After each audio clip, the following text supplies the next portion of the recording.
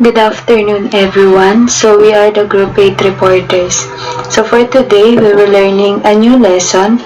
This is about the definition, elements, and kinds of poetry. So first, let's define what is poetry.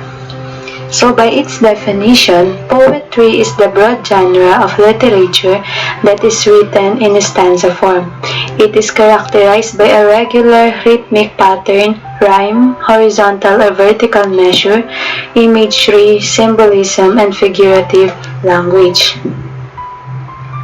In addition, poetry uses forms and conventions to suggest different interpretations to word or to evoke emotive responses. Some poetry types are specific to particular cultures and genres and respond to characteristics of the language in which the poet writes. The purpose of poetry, or the author's purpose when he writes a poem, is to tell a story, to be humorous, to express a feeling, or to persuade the reader to think a certain way or do a particular thing. So now let's proceed to the elements of poetry. First is measure. Measure involves the counting of numbers of lines and stanza. It is called vertical measure, and the numbers of syllables and feet is called horizontal measure. Vertical measure. Poems and stanza are classified according to the numbers of lines. When a stanza or poem has 2 lines, it is called a couplet. 3 lines, a triplet or tercet. 4 lines, quatrain or quartet. 5 lines, sequin or quintin. 6 lines, sestet. 7 lines, septet. 8 lines, octave. 9 lines, nonet, and so forth.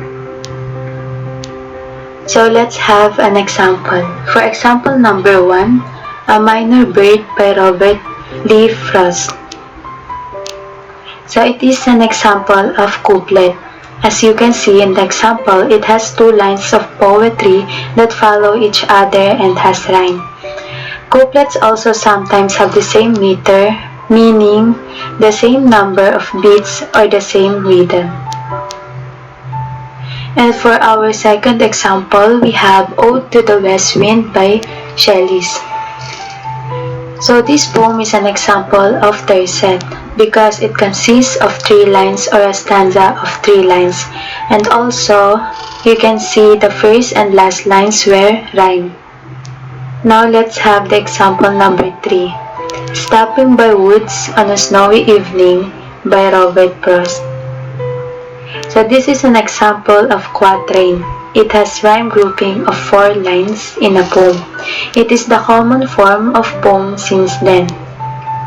So quatrains is commonly used in many long ballads, and also you can see them as a component of Shakespearean sonnets. So for the last example by Adelaide Crabtree entitled Snow. This poem is an example of sequin, which is invented by Adelaide Crabtree. So it has 5-line poem, and because Adelaide Crabtree created the sequin as a poetic form, the best example for this is a poem that she wrote entitled Snow. So let's now proceed to horizontal measure. Lines are described according to the numbers of syllables.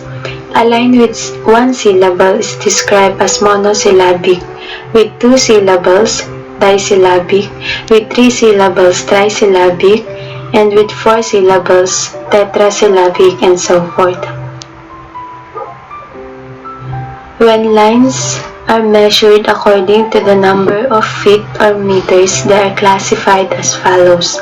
A line with 1 foot is called monometer, with 2 feet, diameter, with 3 feet, trimester, and with 4 feet, tetrameter, and so forth. Now let's have the second elements of poetry, which is rhyme.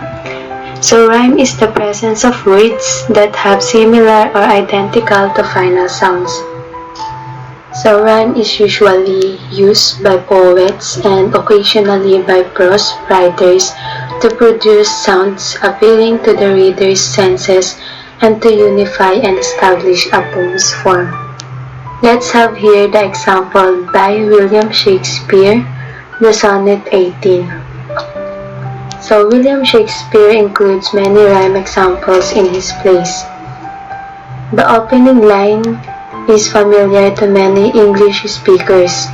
It is just one of hundreds of examples of rhyme in his works. Shakespeare rhymes no longer are perfect rhymes, such as the rhyme between temperate and date. However, it is easy to hear countless examples of rhymes in his works, such as the words day and may in his part. By the way, the word sonnet is derived from Italian word sonetto, which means a little song or small lyric. In poetry, a sonnet has 14 lines and it is written in iambic pentameter. Each line has 10 syllables and it has a specific rhyme scheme and specific turn. So let's read the example given. Shall I compare thee to a summer's day? Thou art more lovely and more temperate. Rough winds do shake the darling buds of May, and summer's lease hath all too short a day. So as we read the poem, we can notice that this poem has 10 syllables each lines, and it also has a specific rhyme scheme or specific type. Let's proceed to the types of rhyme. Eternal rhyme is a poetic device that can be defined as metrical lines with its middle words and its end words rhyme with one another. It is also called the middle rhyme. The example for this is the poem of Annabel Lee that made by Edgar Allan Poe. Next is terminal rhyme. It is commonly called as end rhyme. It is easily defined as rhyme that occurs at the end of lines of poetry. It is also a poem that alternates rhyme in the last word of every other line. The example of this is a poem of The Tiger by William Blake. Next is a perfect rhyme, a rhyme between two words that are pronounced the same although different in meaning. It is also sometimes referred to as a true rhyme, exact rhyme, or full rhyme. The example of this is a poem by Naman Bagaria. Next is approximate rhyme. It is called a near rhyme, slant rhyme, off rhyme, partial rhyme, imperfect rhyme, and even half rhyme, which is a rhyme where the sounds are similar but not exactly the same. It can be extremely useful to poets. The example for this is a poem Hope is a Thing with Feathers by Emily Dickinson. Next is the eye rhyme, also called a visual rhyme or a sight rhyme. A rhyme which two words are spelled similarly but pronounced differently. Eye rhyme plays a significant role in enhancing the poem's musical quality. The example of this is a poem Hamlet by William Shakespeare. In poetry, a masculine rhyme is a rhyme that matches up single syllables. You will see it most often in end rhymes. It is also a monosyllabic rhyme that occurs only in stressed final syllables, such as claims, flames, or rare, despair. The next example is, Look, it is a zombie mouse. Quick, run inside the house. Mouse and house, each is a one-syllable word. Next is feminine rhyme. On the other hand, rhyme is not one, but two syllables. That's why it's also called a double rhyme. It is also sometimes applied to triple rhymes or rhymes involving three syllables, such as exciting and inviting. The example like this: I kidnapped some weasels, and now I have the measles. That's a feminine rhyme, because we and me rhyme, and cells in cells rhyme. So next is compound rhyme. It occurs when the rhyming words are compound words forming two pairs of rhyming words. For example, I've got a bad taste. it gives me mad hits. Next is monorhyme. It is rhyme that exists when all the lines in the stanza have the same final sounds. An example of monorhyme is the poem A Monorhyme for the Shower by Dick Davis. This monorhyme has all the ending lines rhyming with the word hair. Next is derm. A derm exists when a stanza has two pairs or sets of rhyming words. Trirhyme. A trirhyme exists when a stanza has three pairs or set of rhyming words. Next is rhyme-rich or identical rhyme. Rhyme-rich or identical rhyme occurs when the rhyming words are homonyms. Imagery. Imagery is the creation of a picture by using words that appeal to the senses. It is either visual, auditory, olfactory, gustatory, tactile or tactual, kinesthetic, or thermal. Imagery allows the readers to clearly see, touch, taste, smell, and hear what is happening, and in some cases even emphasize with the poet or their subject. Whether it's the classical sonnets of Shakespeare or the sharing social commentary from poets in the African diaspora like Langton Hughes, imagery beautifies and intensifies the poetic work. Visual imagery. In this form of poetic imagery, the poet appeals to the reader's sense of sight by describing something the speaker or narrator of the poem sees. It may include colors, brightness, shapes, size, and patterns. To provide readers with visual imagery, poets often use metaphor, simile, or personification in their description. William Wordsworth, classic 1804 poem, I Wandered Lonely as a Cloud. And this is the example of the poem. In this poem, inspired by a walk Wordsworth took with his sister, the poet used simile to compare his lonely wandering to the aimless flight of a cloud. Additionally, he personifies the daffodils which dance if a group of rebellious humans. Next is the auditory imagery. This form of poetic imagery appeals to the reader's sense of hearing or sounds. It may include music and other pleasant sounds, harsh noises, or silence. In addition to describing a sound, the poet might also use a sound device like onomatopoeia or words that imitate sounds so reading the poem aloud recreates the auditory experience. In John Keats' short 1820 poem, To Autumn, the final poem he wrote before abandoning the craft because poetry was paying the bills, he includes with auditory imagery. Keats personifies for us if it is a musician with a song to sing, and then creates an audible soundtrack from the sounds the surrounding wildlife is making. The giants form of food choir, the lambs bleat, the crickets sing, the redbreast whistles, and the swallow twitter. All the sounds marking the passage of time and the advance of winter. Next is olfactory imagery. In this form of poetic imagery, the poet appeals to the reader's sense of smell by describing something the speaker of the poem inhales.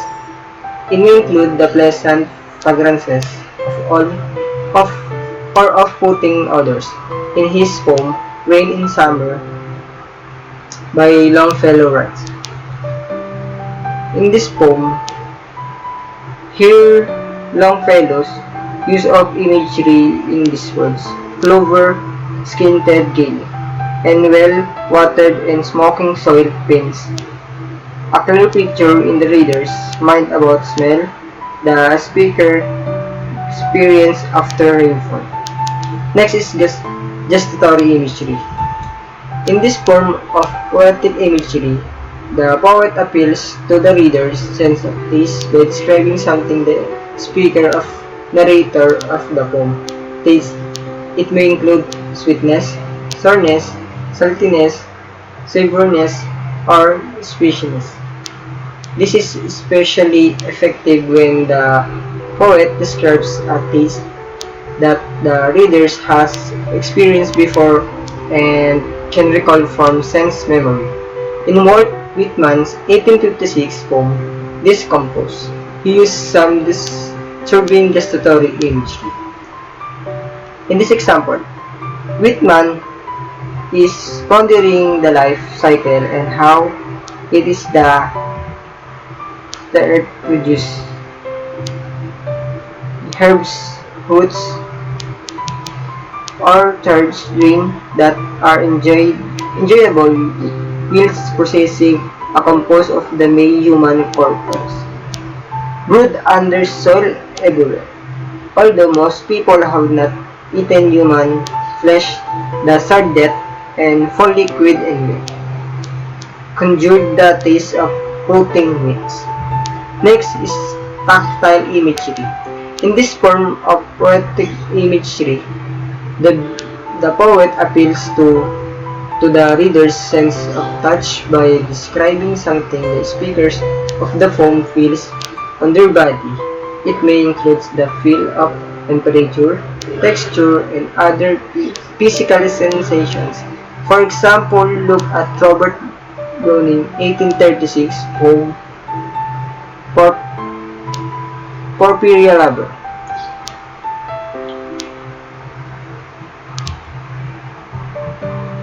In this example, Browning used tactile imagery of chill of a stone, the sensation when a door is close to it, and the fire blaze coming from a furnace grate of describe the warmth of the cottage. Next is kinesthetic imagery. In this form of poetic imagery, the poet appeals to the reader's sense of motion. It may include the sensation of speeding along in the vehicle, a slow sortering, or a sudden jolt when stopping, and it may apply to the movement of the poem's speakers, narrator, or object around them. And this is the example. In this retelling of the god Zeus, rape of the girl Leda from the Greek mythology. The opening lines convey violence in the movements of the birds, beating wings, while Leda's staggering provides the reader with a sense of disorientation at the events. Next is thermal imagery. Thermal imagery involves the sense of heat. It is exemplified by heat-related words such as lukewarm, hot, cold, and etc. Next is symbolism. It is to convey the hidden meaning to the readers of listener. It tells us about artistic expression and represent abstract ideas. A writer can use a person, place, words, action, and object as a symbol. To convey his mood and emotion, the writer uses symbolism. It can be in a visual image or gesture. It helps in creating meanings and emotions in writing. Usually, symbolism contains several layers of the meaning, which are rubbed in different aspects and concepts. It gives depth to writing that cannot be expressed straightforwardly and help the writer to convey this through on multiple levels. This is the example of the symbolism. In this poem, the sunflower is used as the symbol of human. The sun symbolizes life. Their lines are actually about the life of human being that how the cycle of our lives is going on. How generation after generation man walks on the same tracks with the previous one hand past. Next is the figure of speech. Figure speech are these words and phrases connectedly used by the writer to communicate as abstract idea or to produce an effect that words used in their ordinary or denotative sense can produce. Simile, metaphor, hyperbole, personification, and other figures of speech are explained in academic text. First, a simile compares one thing to other by using the words like or as. Read Shakespeare poem, Sonnet 130. In the sonnets, Shakespeare's smile in the first line is a contrast where one thing is not like or as something else. He wrote by Mistress Ice or nothing like the sun. Next is the metaphor. A metaphor compares on the other by saying one thing is another. Read Emily Dickinson poem, Hope is the thing with feathers. In this example, notice that Emily Dickinson compare hope to a bird, the things with feathers because there are birds image throughout the poem. It is called an extended metaphor poem. Next is the hyperbole. In hyperbole is an exaggeration of the truth in order to create an effect, sometimes that done in a single statement, other times it can happen with repetition like in Robert Frost's famous poem, Stopping by Woods on a Snowy Evening. Read the poem aloud. Notice the effect of the last two lines. The readers feels the tiredness of the heavy traveler. Next is personification. Involves giving a non-human, inanimate object the qualities of a person. Robert Frost did that in his poem, Storm Fear. In this example, look especially at the strong action verb to find the human traits that are attributed to the wind and storm. Now let's proceed to the kinds of poetry. First is narrative poem. It is a poem that serves to tell a story. It is either an epic, a ballad, a metrical tale, or a metrical romance. The art of narrative poetry is difficult in that it requires the author to possess the skills of a writer of fiction, the ability to draw characters and settings briefly to engage attention, and to shape a plot while calling for all the skills of a poet besides. Next we have epic. It is a long narrative poem which deals with the exploits or adventures of a hero. It is classified as a folk epic if it is of unknown authorship, or a literary epic if it was purposely written by an author who made himself known. So for example, the Iliad by Homer. It is one of the essential examples of an epic narrative poem. Not only does it tell a story through its several books, but it becomes epic through story elements, such as the noble heroes like Achilles and Hector. Next is ballad. It is a short narrative poem which deals with a single incident and has a singable quality. Similar to an epic, a ballad is classified into a folk ballad if it is not authored, or a literary ballad if somebody claimed authorship of it. In addition to telling a story and having characters, ballad poems have a song-like quality to them and could easily be sung to a tune. Like for example, in the Ballad of the Harp River, you can see the ABCD rhyme scheme where the second and fourth lines rhyme throughout the stanza. A rhyme scheme or a chorus are also common. Next is metrical romance. It is a love story in a verse form. It differs from metrical tale for the reason that its subject is love. So metrical romance is also a narrative poem which tells about the love and adventures of knights and their ladies. This is a type of poetry that was highly inspired during the age of chivalry in England and other parts of Europe. So the best example for this is the Sir Gawain and the Green Knight by Gawain Poet. It is published in the late 14th century in the Middle English with chivalric romance. It is one of the best-known Arthurian stories with its plot combining two types of folk motifs, the beheading game and the exchange of winnings. Last is dramatic poem. It is a poem intended to be performed on stage. It is classified into tragedy, comedy, tragicomedy, farce, melodrama, historical play, and religious play. Also, dramatic poetry has elements that closely related to drama, either because it is written in some kind of dramatic form or uses dramatic technique. It may also suggest a story, but there is more emphasis on character rather than on the narrative.